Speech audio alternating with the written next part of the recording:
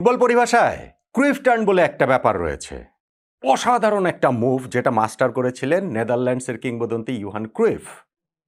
Cricket পরিভাষাতেও Pakistan turn নামে একটা নতুন টার্ম যোগ হওয়াটা এখন সময়ের দাবি।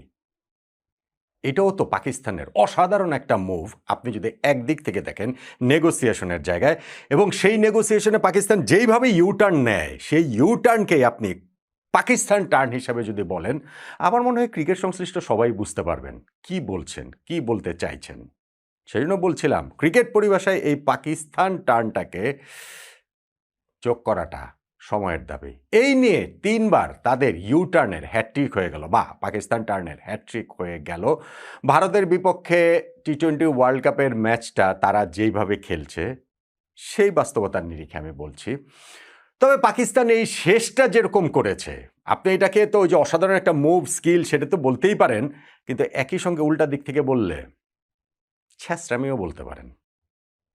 কেন আমি এই আলোচনাটা করছি এবং বাংলাদেশ যে এই পুরো ঘটনা প্রবাহে আমরা যে শুধু দাবার গুটির বাইরে খুব একটা কিছু না, সেটা নিয়েও একটু কথা বলবো। তবে পাকিস্তানের একটা দাবির প্রতি আমার পূর্ণ সহমত রয়েছে এবং আমি মনে করি ওই একটা জায়গাতে ভারত অন্যায় করছে। এইটা প্রতি আমার কোন জায়গাটা সব মিলিয়ে আলোচনাটা আসলে করছি। পাকিস্তানের ইউটার্নের হ্যাট্রিকের কথা বলছিলাম।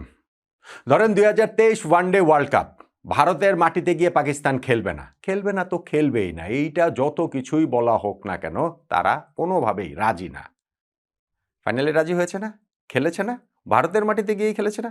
আচ্ছা, হেরেছে ওই আলোচনা আর করার দরকার নেই, কেননা ওয়ার্ল্ড কাপ খেলা হলেই পাকিস্তান ভারতের কাছে হারে, তো সেটা বাদ দিলাম, খেলেছে তো। নাম্বার 1, হ্যাট্রিকের সেকেন্ডটা এই এশিয়া কাপে সর্বশেষ হ্যান্ডশেক কাণ্ডের পর যে ইউএর বিপক্ষে ম্যাচে পাকিস্তান মাঠে নামবেই না, যাবেই না, হোটেলে বসে রয়েছে, আইসিসিকে তারা জানিয়ে দিচ্ছে, মিটিং করছে, তাদের প্রধানমন্ত্রী বলছে, এই অনেক নাটক টাটক করলো না, শেষে গিয়ে তো তারা ম্যাচটা খেলেছে না, আবার ওই ইউটার্ন নিয়েছে এবং পারফেক্ট হ্যাট্রিকের মতো। প্রথমটা যে ফুটবলে, আবার ফুটবলটা আমি বলছি, ফুটবলে পারফেক্ট হ্যাট্রিক হচ্ছে গিয়ে আপনি যদি ডান পায়ে গোল করেন, বাম পায়ে গোল করেন, হেড দিয়ে গোল করেন। সো এইখানটাতে হচ্ছে গিয়ে একটা ঘটনা ঘটেছে, তারা ভারতের মাটিতে খেলতে যাবে না 2023 ওয়ানডে ওয়ার্ল্ড কাপে, 2024 এশিয়া কাপে হয়েছে যে ইউএর বিপক্ষে ম্যাচ খেলবে না ওই ভারতের বিপক্ষে ম্যাচের হ্যান্ডশেক কাণ্ডের জের ধরে। আর এই 2026 সালে টি-20 ওয়ার্ল্ড কাপে এসে দাঁড়ালো যে বাংলাদেশের জন্য ভারতের বিপক্ষে ম্যাচ তারা খেলবে না। পারফেক্ট হ্যাট্রিকের মতো আর কি পাকিস্তানের পারফেক্ট ইউ টার্ন কিংবা পাকিস্তান টার্ন, সেইটারও শেষ পর্যন্ত সমাধান হয়েছে যে তারা ভারতের বিপক্ষে খেলবে। যা যা হয়েছে ওই যে এগুলো পুরাটাই নাটক, ওইটা পুরাটাই স্ক্রিপ্টেড। ভাই আমি বলছি, এখন বিভিন্ন গণমাধ্যমে, প্রথিতযশা গণমাধ্যমে আপনারা ওই নিউজ দেখছেন যে বাংলাদেশ ক্রিকেট বোর্ডকে পাকিস্তান ক্রিকেট বোর্ড এরকম একটা চিঠি লিখতে বলেছে, সেই চিঠিটা প্রেস রিলিজ আকারে দেওয়ার পরে 16 মিনিটের মধ্যে হচ্ছে গিয়ে আইসিসি মেল দিয়েছে, পাকিস্তান ক্রিকেট বোর্ড আবার পরবর্তীতে সেটা কনফার্ম করেছে যে তাদের এই ওয়ার্ল্ড কাপে ভারতের বিপক্ষে ম্যাচটা তারা খেলবে, বাংলাদেশের অনুরোধের প্রেক্ষিতে তারা খেলবে। তো পাকিস্তানের যে ইউটার্নের হ্যাট্রিক, তাদের দেশের স্বয়ং প্রধানমন্ত্রী তো ইউটার্নে মাস্টার, শাহবাজ শরীফ স্বয়ং তিনি বলছেন যে ভারতের বিপক্ষে ম্যাচ আমরা খেলবো না, অথচ সেই ম্যাচটা তারা খেলে ফেলেছেন। সো এই জায়গাটাতে তো আর আলাদা করে বলার কিছু রয়েছে বলে আমার মনে হয় না। শুধু ওই পাকিস্তান টার্ন এই শব্দটাকে ক্রিকেট পরিভাষায় যুক্ত করাটার কথাই আমি বলছিলাম। এবং এইটাকে আপনি একটা স্কিল বলতে পারেন। সবাই জানে যে না পাকিস্তান খেলবে, কিন্তু পাকিস্তান যে দর কষাকষি করছে সেইখান থেকে তারা কিভাবে বিজয়ী হিসেবে বের হয়ে আসবে, এইখান থেকে পাকিস্তান বিজয়ী হিসেবে কিভাবে বের হয়ে এসেছে আমাকে একটু বলেন তো দেখি। ভাই যেই দাবিগুলো করেছে বলে ওই যে মিডিয়াতে আসছে, এখনো তো অফিসিয়ালি যেগুলো দিয়েছে যেগুলোতে আমরা আলোচনা করেছি, এর বাইরে যেগুলো হয়েছে যে পাকিস্তান ভারতের বিপক্ষে সিরিজ খেলার নিশ্চয়তা চায়, ভারত পাকিস্তান বাংলাদেশকে নিয়ে সিরিজের নিশ্চয়তা চায়। আশ্চর্য, ভারতের বিপক্ষে ম্যাচ পাকিস্তান খেলবে না বাংলাদেশের পক্ষে দাঁড়ানোর জন্য, সেই নেগোসিয়েশনের লাস্ট অংশ হয় যে আমরা ভারতের বিপক্ষে দ্বিপক্ষীয় সিরিজ খেলবো, আমরা বাংলাদেশ ভারত পাকিস্তান নিয়ে একটা ট্রাই নেশন টুর্নামেন্ট করব।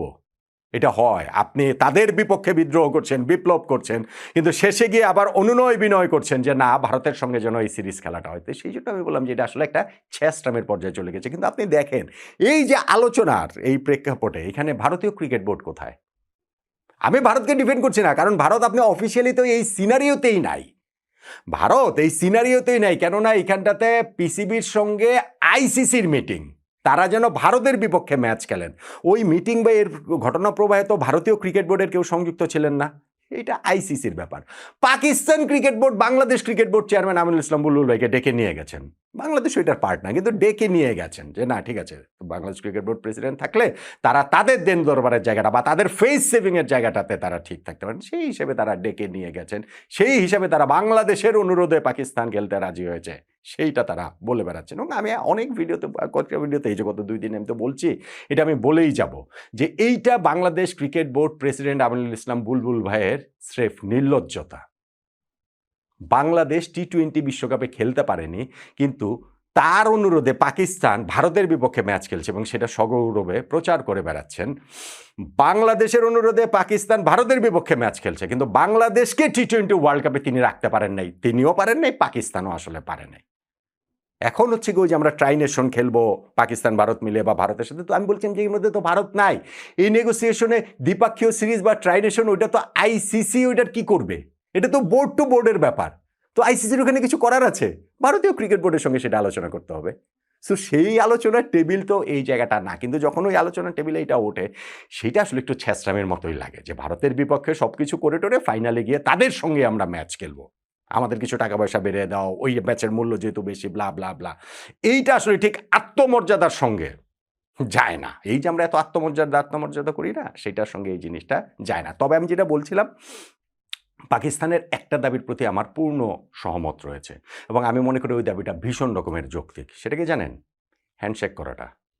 গত এশিয়া কাপে ভারত যে ডিসিশন নিয়েছে যে পাকিস্তানের সঙ্গে হ্যান্ডশেক করবে না, তাদের ক্যাপ্টেন সূর্য কুমার যাদব সেই সিদ্ধান্তটা নিয়েছেন, পুরো টিমের সিদ্ধান্ত। তারা বলেছেন সেটা বোর্ডের সিদ্ধান্ত, অবভিয়াসলি সেটা সরকারের সিদ্ধান্ত, অবভিয়াসলি সেইটা হচ্ছে যে কাশ্মীরের পেহেলগামে যে হামলা, সেইটার প্রেক্ষাপটে সেই সিদ্ধান্তটা নেওয়া। তো আমার হিসাবটা প্লেন অ্যান্ড সিম্পল। যদি ওই ঘটনার যে ক্রিকেট মাঠ পর্যন্ত এত প্রবলভাবে আসে, ভারত পাকিস্তান ম্যাচ হবে না। কিন্তু ভারত পাকিস্তানের বিপক্ষে ম্যাচে নামবে, সেটাতে তাদের আপত্তি নাই, কিন্তু পাকিস্তানের প্লেয়ারদের সঙ্গে হ্যান্ডশেক করবে না, এইটা হয় না। এইটা ক্রিকেট ও স্পিরিটের সঙ্গে যায় না। ঠিক যেমনভাবে পাকিস্তান ওয়ার্ল্ড কাপ খেলবো কিন্তু ভারতের বিপক্ষে ম্যাচ খেলবো না, ওইটা যেরকম যায় না, ভারতও ঠিক তেমনি পাকিস্তানের বিপক্ষে ম্যাচ খেলবো কিন্তু তাদের সঙ্গে হ্যান্ডশেক করবো না, এইটা আসলে যায় না। এবং সেই ঘটনার প্রেক্ষাপট ধরে এশিয়া কাপ জেতার পরেও সেই ট্রফি কিন্তু ভারত এখনো পায়নি। মহসিন নাকভি সেই যে ট্রফি নিয়ে চলে গেছেন, ট্রফি তো যে কোথায় আছে, ওই ট্রফি ভারত আদৌ পাবে কিনা আমি জানি না। ভারতীয় ক্রিকেট বোর্ডের সঙ্গে পাকিস্তান ক্রিকেট বোর্ড যদি নেগোসিয়েশনে যুক্ত থাকতো, তাহলে নিশ্চিতভাবে তারা সেই ট্রফির দাবিটাও করতো। এবং মহসিন নাকভির কাছে সেটা একটা বিরাট ব্যাপার যে এশিয়া কাপের ট্রফি আমি দেইনি, কেননা ভারত তার হাত থেকে নিতে সেটা রিফিউজ করেছে। সো এই হ্যান্ডশেকের দাবিটা আমি সিরিয়াসলি মনে করি যৌক্তিক।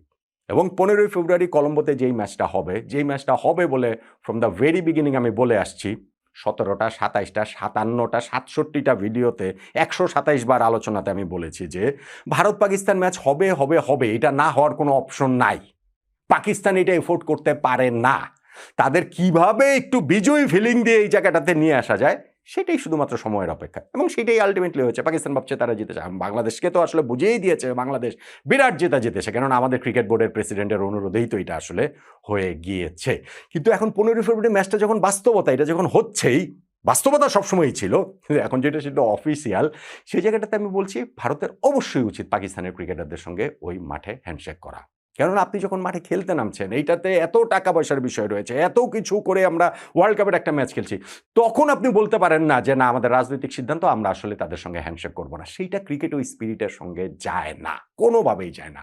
সো পাকিস্তান পুরো ঘটনা প্রবাহটাতে তাদের ওই যে ইউটার্নের হ্যাট্রিক, তাদের প্রধানমন্ত্রীর কথার পর্যন্ত কোনো মূল্য নাই, তার কথারও ইউটার্ন হয়, এইটা হচ্ছে গিয়ে ক্রুইফ টার্নের মতো পাকিস্তান টার্ন একটা টার্ম যোগ করা উচিত ক্রিকেটের পরিভাষায়। এত কিছু সব কিছু বলা সত্ত্বেও আমি মনে করি যে পাকিস্তানের এই নেগোসিয়েশন টেবিলে যদি এই আলোচনাটা আসুক বা না আসুক, যেভাবে জিনিসটা শেষ হয়েছে, আমি মনে করি যে পাকিস্তানের সঙ্গে অবশ্যই 15ই ফেব্রুয়ারি ম্যাচটাতে ভারতের ক্যাপ্টেন সহ তার পুরো দলের কোচিং স্টাফের সবারই আসলে হ্যান্ডশেক করাটা উচিত। পাকিস্তানের ওই একটা দাবির সঙ্গে আমার পূর্ণ সহমত রয়েছে।